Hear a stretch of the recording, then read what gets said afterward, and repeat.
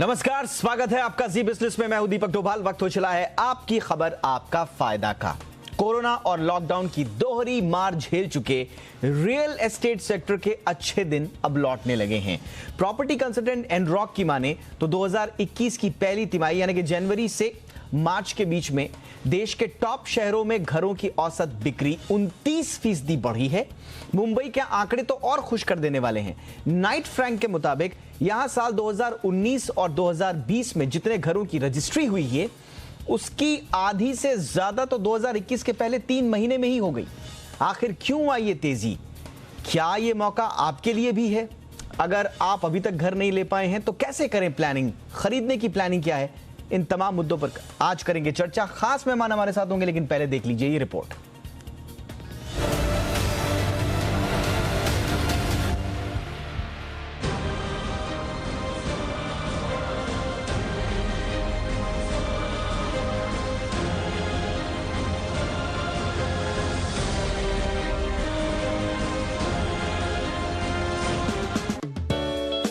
लंबे वक्त से घाटे और मंदी की मार से परेशान भारतीय रियल एस्टेट सेक्टर के लिए 2021 बड़ी राहत लेकर आया है। इस साल के पहले क्वार्टर में देश में घरों की रिकॉर्ड बिक्री दर्ज की गई है। देश के टॉप 7 शहरों में तो पिछले साल के मुकाबले 29% अधिक घरों की सेल हुई है। प्रॉपर्टी कंसल्टेंट एनरॉक के मुताबिक देश के टॉप 7 शहर यानी एनसीआर, एमएमआर, बेंगलुरु, पुणे, हैदराबाद, चेन्नई और कोलकाता में घरों की औसत बिक्री में 29% का इजाफा हुआ है। यानी 2020 की पहली तिमाही में इन 7 शहरों में 45,200 घर बिके थे, जो इस तिमाही बढ़कर 58,290 घर हो गए हैं। तो वहीं नए लॉन्च हुए घर औसतन 51% बढ़े हैं। यानी बीते वर्ष पहली तिमाही में 41,220 घर लॉन्च हुए थे, जो इस तिमाही बढ़कर 62,130 पर पहुंच गए हैं। मकानों की बिक्री में सबसे ज्यादा इजाफा मुंबई और पुणे में हुआ है, जो टॉप 7 शहरों की कुल सेल का 53% है। वहीं प्रॉपर्टी कंसल्टेंट नाइट फ्रैंक ने तो मुंबई में घरों की बिक्री के पैटर्न को समझाया है। नाइट फ्रैंक के मुताबिक मार्च 2020 के मुकाबले मार्च 2021 में नए रजिस्ट्रेशन 332% बढ़े हैं। वहीं साल के पहले 3 महीने में 38,343 करोड़ रुपए कीमत के कुल 33,820 घरों का रजिस्ट्रेशन हुआ है।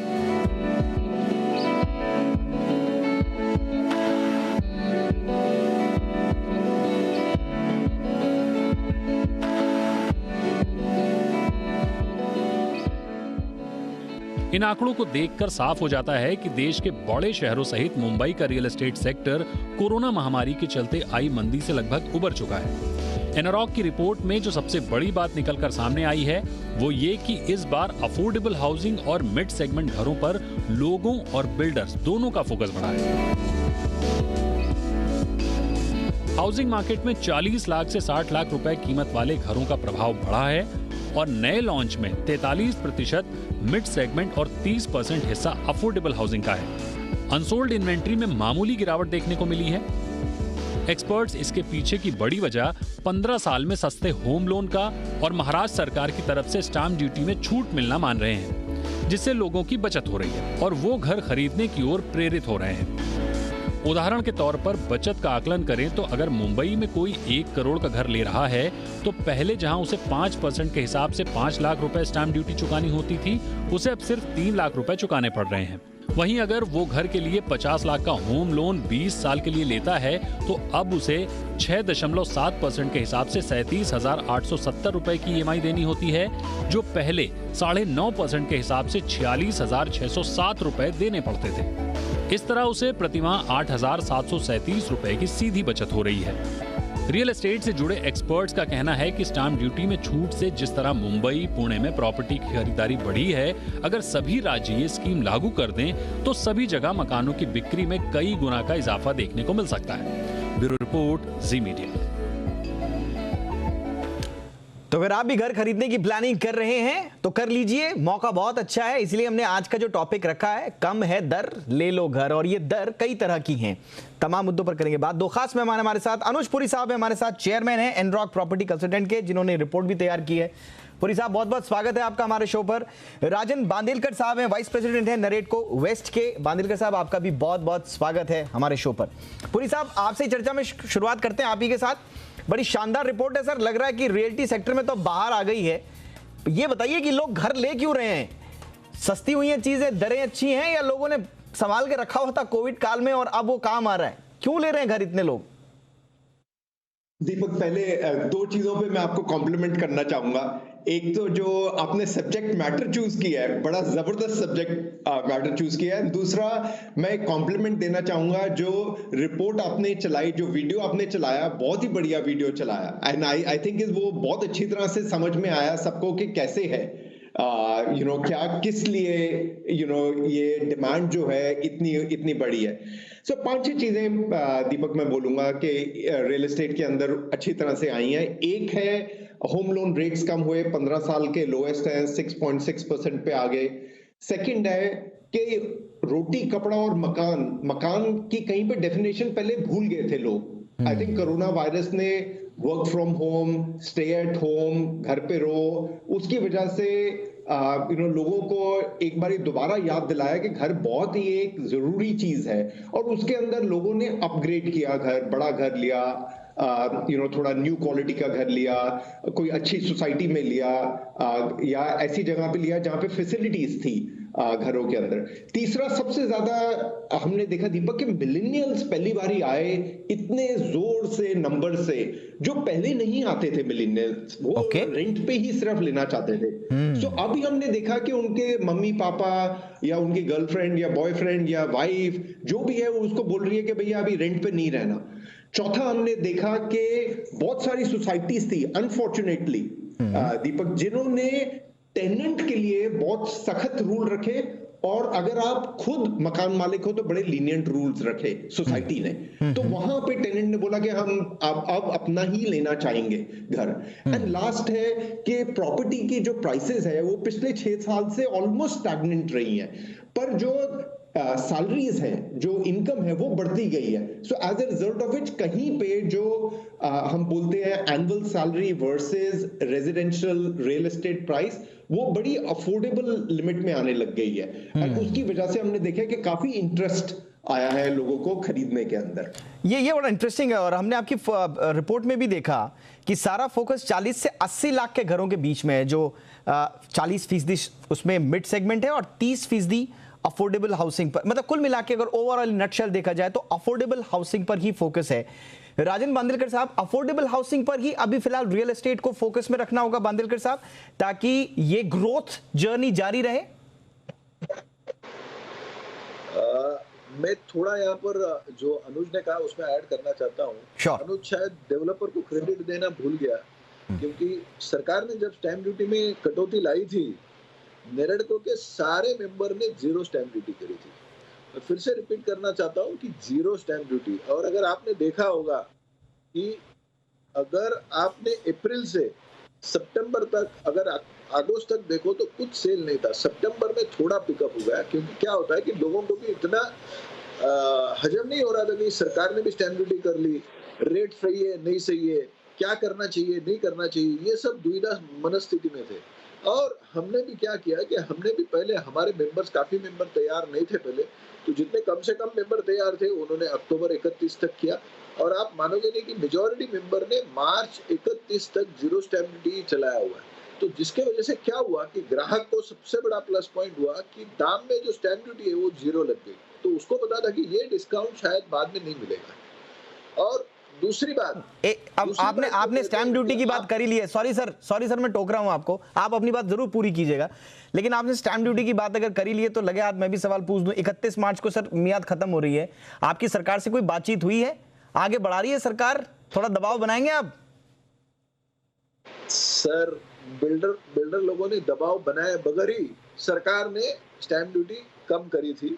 तो अगर सरकार की मंशा है, अगर सरकार समझती है कि बाबा रियल एस्टेट को बढ़ावा देना चाहिए और लोगों को, इसमें मैं क्यों आपको कहना चाहता हूं, मैं जो कहने आ रहा था कि एक इंसान पैदा होने के बाद शायद ही पहले मर्तबा उसके पूरे लाइफ स्पैन में स्वस्थ रहने के लिए घर पे था, वरना इसके पहले कोई भी दिन ऐसा नहीं था कि अगर आप 1 या 2 दिन 3 दिन छुट्टी मिले तो आदमी क्या करते थे, लोनावाला, खंडाला या महाबलेश्वर, माथेरान, जहाँ जिसको जाना है वहां चले जाते थे। और थोड़ी ज्यादा दिन की छुट्टी मिली तो कोई चलो विदेश विदेश जहाँ पे भी जाना वो कर लेते थे। इस वक्त ये था कि अगर आप घर के बाहर निकलो तो आपको डर है, तो आपको स्वस्थ रहना है तो घर पे रहना है। और जैसे जैसे अनुज पुरी जी ने बताया कि महिलाएं हमारे सबसे ज्यादा इस वक्त हमारी ब्रांड एम्बेसडर की महिला है, क्योंकि महिलाओं ने कहा कि न तो मुझे तुम्हारी सोना चाहिए, न चांदी चाहिए, न जोरात चाहिए, या न कोई महंगे कपड़े चाहिए, मुझे चाहिए तो मेरे सर के ऊपर अपना छत चाहिए, सही। सर के ऊपर अपना छत जिसको वो अपना कहला सके। और आपने देखा होगा तो इस मामले में सरकार ने एक भी पहलू अच्छा किया है कि वुमेन्स डे पर 1% की छूट दी है। उसमें हमने सरकार को दरखास्त की है कि उन्होंने उसमें एक कंडीशन ऐसी डाली है कि सिर्फ महिला के नाम पे ही मकान होना चाहिए। हाँ। तो हमने उसमें उनको लिखा हुआ है कि भाई ये लोन लेना चाहिए, या घर कभी भी 2 जन के नाम पे होता है तो इसमें दूसरे आदमी, भले आदमी का भी नाम जोड़ा जाए तो भी कोई ये नहीं होना चाहिए, उसको स्टैम्प ड्यूटी का रिबेट मिलना चाहिए। ओके। अब आपका जो सवाल है, हाँ। आपका जो सवाल है उसका जवाब ये है कि सर हमने सरकार की ईंटे हर जो भी डिसीजन मेकर है उसकी ईंटे हिलाई है, लेकिन मैं बहुत खेत से यहाँ आपके चैनल पे कहना चाहता हूँ, अब तक हमको कोई उम्मीद दिखती नहीं है। अब आपके चैनल से मैं फिर से सारे अपने चीफ मिनिस्टर और finance minister, finance secretary, revenue minister और अर्बन डेवलपमेंट मिनिस्टर को रिक्वेस्ट करता हूँ सारी जनता की तरफ से, क्योंकि ये जो बेनिफिट है सिर्फ मकान खरीदारों को जाता है, इसका बेनिफिट डायरेक्टली डेवलपर को नहीं जाता है, ये डायरेक्ट बेनिफिट कंज्यूमर को जाता है। तो उन्होंने इस जो स्टैम्प ड्यूटी का एग्जेम्पशन रखा है, इसको हमारी तो मांग थी कि पूरे साल, लेकिन पूरे साल नहीं तो भी कम से कम 6 महीने तो बढ़ाना चाहिए। ये बात आपने सही बोली। अनुज पुरी, मुझे बताइए कि अगर सरकार स्टैम्प ड्यूटी को घटाने का फैसला लेती है तो फायदा तो सबका ही है ना, सरकार को भी कहीं ना कहीं फायदा ही हो रहा है, रियल एस्टेट में बूस्टअप आएगा, इकोनॉमिक एक्टिविटीज बढ़ेंगे, इकोनॉमी आगे बढ़ेगी, सरकार का एक टेंशन कम होगा कि रियल एस्टेट के लिए कुछ नहीं हो रहा है, तो अपने आप अगर इस तरह से अगर ग्रोथ आगे बढ़ती है तो सरकार को भी फायदा है। तो ये जो बांदलकर साहब कह रहे हैं, सरकार से दरख्वास्त कर रहे हैं, मुझे लगता नहीं कि इतनी बड़ी कोई डिमांड है कि सरकार को बहुत ज्यादा सोचना चाहिए। और दीपक बिल्कुल सही आपने बोला है कि इसमें आप देखिए 3 चीजें हुई हैं। पहली बात है दीपक के गवर्नमेंट को पैसा मिला बिकॉज स्टैम्प ड्यूटी आई, आप कॉफर्स देखो, इट इज द हाईएस्ट बहुत सालों में, पिछले सालों में ये वाला जो कलेक्शन हुई है ये हाईएस्ट हुई है। सेकंड है कि रियल एस्टेट चल पड़ा, जैसे आपकी रिपोर्ट ने भी वीडियो पे भी बोला कि 57% अब पुणे और बॉम्बे की सेल है अक्रॉस इंडिया, कभी नहीं देखी हमने पहले, या 53% सेल है, मतलब बहुत बड़ी बात है।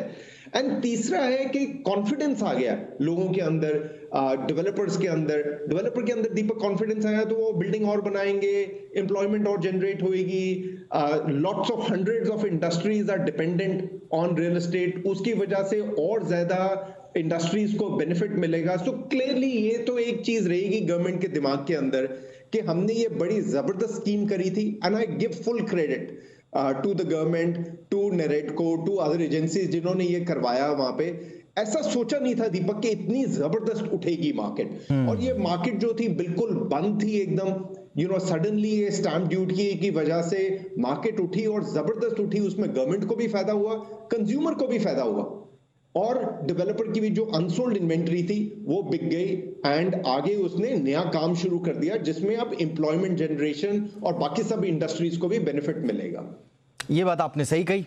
तो घर खरीदने की अगर प्लानिंग है तो आज का शो बिल्कुल मिस मत कीजिए, मौका बहुत अच्छा है, ऐसा माहौल बना हुआ है कि आपके लिए घर लेना इस वक्त सबसे बढ़िया फायदे का सौदा साबित हो सकता है। क्यों हम इस पर कर रहे हैं चर्चा, कुछ रिपोर्ट्स भी आई हैं, वो भी ये बता रही हैं कि अब घर खरीदने के लिए लोग आगे आ रहे हैं और घरों की बिक्री लगातार बढ़ रही है।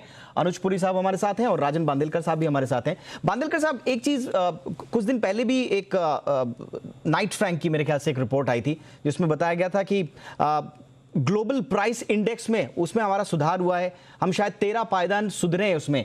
2019 में हम 43 नंबर पर थे, 56 नंबर पर अब आ गए, यानी कि हमारे यहाँ घरों की कीमतें जो है वो कम हो रही हैं। अब ये रिपोर्ट तो ठीक है सर, लेकिन एक्चुअल में रियलिटी क्या आपको लगती है? क्या घरों की कीमतें वाकई में कम हो रही हैं या महंगी हो रही हैं या स्थिर हैं? नहीं, घरों की कीमतें अब स्थिर है, अभी स्थिर है, लेकिन घरों की कीमतें बेशक कम हुई थी, क्योंकि जब कोरोना आया था तो कोरोना के वक्त, हालांकि काफी अगर आपने देखा होगा तो रेडी इन्वेंट्री था, तो सारा का सारा रेडी इन्वेंट्री, और स्पेशली मुंबई में पूरा का पूरा रेडी इन्वेंट्री बिक गया था उस पीरियड में। मतलब दिसंबर में 2.5 लाख के ऊपर मकान रजिस्टर हो जाने, मेरे ख्याल से ये एक रिकॉर्ड है, और शायद ही किसी महीने में इसको तोड़ा जा सकता है। और बेसिक सिर्फ घरों की कीमत ही नहीं, जैसे आपने बताया कि 15 साल में ब्याज दर, 15 साल में नहीं, मुझे तो लगता है आज तक का रियल एस्टेट इंडस्ट्री का सबसे कम ब्याज दर जब से मैं हूँ, मतलब मैं बिजनेस में हूँ। वरना इसके पहले अगर आप देखो तो लोगों ने 15 और 16% पे ब्याज दर लिया हुआ है एचडीएफसी से होम लोन का। तो आज जो इतना कम ब्याज दर है, ब्याज दर कम हुआ, रियल एस्टेट की प्राइसेस कम हुई, स्टैम्प ड्यूटी 0 हुआ, रेडी पोजीशन फ्लैट मिला हुआ है, तो ग्राहक के लिए तो सोने पे सुहागा था सर। सोने पे सुहागा तो है, लेकिन पुरी साहब अगर जो है डेवलपर्स भी थोड़ा सा कम कर दें प्राइस को, बहुत जगह से शिकायत आती है ग्राहकों की, इतना माहौल है लेकिन डेवलपर्स ने अपने प्राइस इंटैक्ट रखे हुए, उनके लिए मुनाफा वसूली का समय लग रहा है। तो अगर थोड़ा आगे डेवलपर्स भी बढ़ जाए तो फिर सोने पे सुहागा तो तब होगा पुरी साहब फिर। दीपक, मैं 2-3 चीजें बोलूंगा। एक तो राजन के पॉइंट को मैं थोड़ा आगे लेके चलता हूं। सो दीपक, जैसे राजन ने बोला कि प्रॉपर्टी की प्राइसेस स्थिर रही हैं, 5-6 साल से स्थिर रही हैं, बट दीपक क्या हुआ है कि इनकम जो है वो 6-7% से पर एनम ऊपर चलती गई है। सो अगर आप 5-6 साल में देखें तो इनकम आपकी लेवल 5-6% हर साल से बढ़ती गई, तो आपकी इनकम बढ़ गई 35-40% over last 5 years. Property prices same रही है, as a result of it वो अफोर्डेबिलिटी आ गई है। ओके, सेकेंड इज एक मैं कॉम्प्लीमेंट दूंगा इसमें दीपक, जब 2009 में after the global financial crisis जब प्रॉपर्टी मार्केट वापस आया ना, उस टाइम पे बिल्डर्स ने, डेवलपर्स ने बड़ी तेजी से प्राइसेस बढ़ाई थी। इस time I 100% salute the guys, the developers, because Deepak इस बार इन्होंने बोला कि नहीं, हमें प्राइसेस नहीं बढ़ानी है, हमें सेल बढ़ानी है, हमें सेल मोमेंटम बढ़ानी है, हमें अनसोल्ड इन्वेंटरी ऑन करनी है, हमें जो अपने ऊपर लेवरेज है, अपने ऊपर डेट है, वो कम करनी है। सो आई एम सो ग्लैड कि इस बारी तेजी आई है, पर ऐसे तेजी नहीं करी बिल्डर्स ने कि भाई हम प्रॉपर्टी के दाम बढ़ाने लग जाए। ये मार्च 2009 में मेरे को याद है जब मार्केट वापस आया था दीपक, तो फटाफट प्राइसेस बढ़ती गई, अप्रैल मई जून हर महीने प्राइसेस बढ़ रही थी। इस बार अक्टूबर से मार्केट आया है, बट प्रॉपर्टी जो है प्राइसेस स्थिर रही है। उसमें सिर्फ बायर को ये है कि भाई अपनी चॉइस का अपार्टमेंट नहीं मिलेगा अगर वो जल्दी नहीं खरीदता। ये नहीं है कि नेसेसरली प्रॉपर्टी के दाम ऊपर जाने वाले हैं एकदम। ठीक है सर, ठीक है। राजन जी, लेकिन ये बताइए आने वाले दिनों में क्या आउटलुक आप मान रहे हैं, प्राइसेस कैसे रहेंगे? सारी चीजें ग्राहक के पक्ष में हैं अभी, लेकिन ये मौका कब तक है, कितना लंबा? कई लोग बोल रहे हैं कि ज्यादा लंबा नहीं रहेगा, क्योंकि बहुत सारे फैक्टर्स हैं इकोनॉमी में, बहुत सारी चीजें फिर पुश भी करती हैं, आपको प्रेशर भी डालती हैं गवर्नमेंट पे, आरबीआई पे, बैंकों पे। तो ये मौका कब तक है?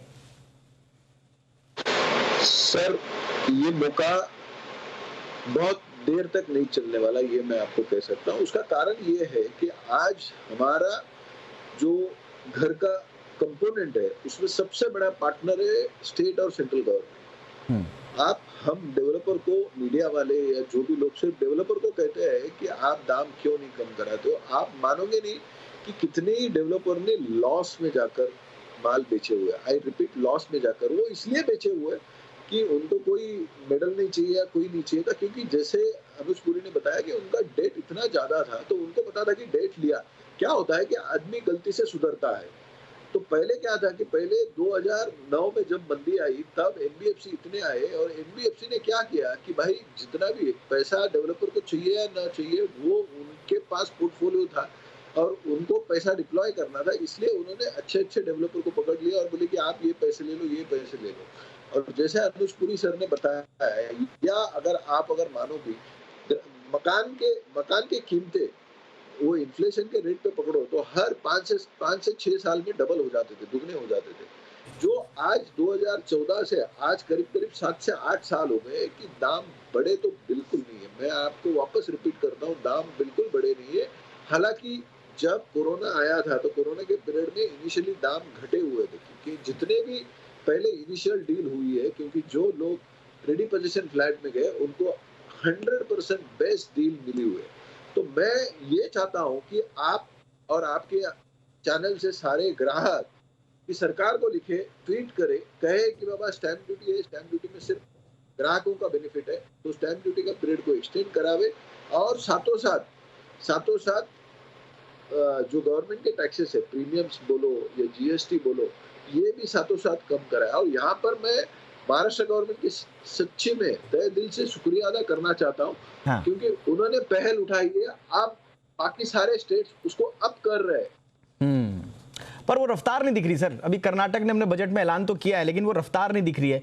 लेकिन आप सारी बातें जनता पर छोड़ रहे हैं कि सरकार को ट्वीट करें लेकिन हम तो आपकी तरफ देखेंगे। नरेटको जैसी संस्थाएं जो है बड़ी इन्फ्लुएंशियल संस्थाएं, बड़ी जिम्मेदार संस्थाएं। आप लोग भी बात कीजिए, क्या पता बात बन जाए। रिप्रेजेंटेशन भेजते रहिए, सरकार पर दबाव बनाते रहिए और स्टैंप ड्यूटी आप कम कराने में आप भी लगातार दबाव बनाते रहिए, क्योंकि स्टैंप ड्यूटी का असर सीधा सीधा दिख रहा है। बहरहाल बातें तो बहुत करनी थी, लेकिन आज समय इतना ही सर। आप दोनों का बहुत बहुत शुक्रिया। अनुज पुरी साहब, आपने वक्त निकाला, थैंक यू सो मच। राजन बांदेलकर साहब, आपका भी शो पर आने के लिए बहुत बहुत शुक्रिया। तो इसी के साथ ये थी आज की आपकी खबर आपका फायदा। इजाजत दें, नमस्कार।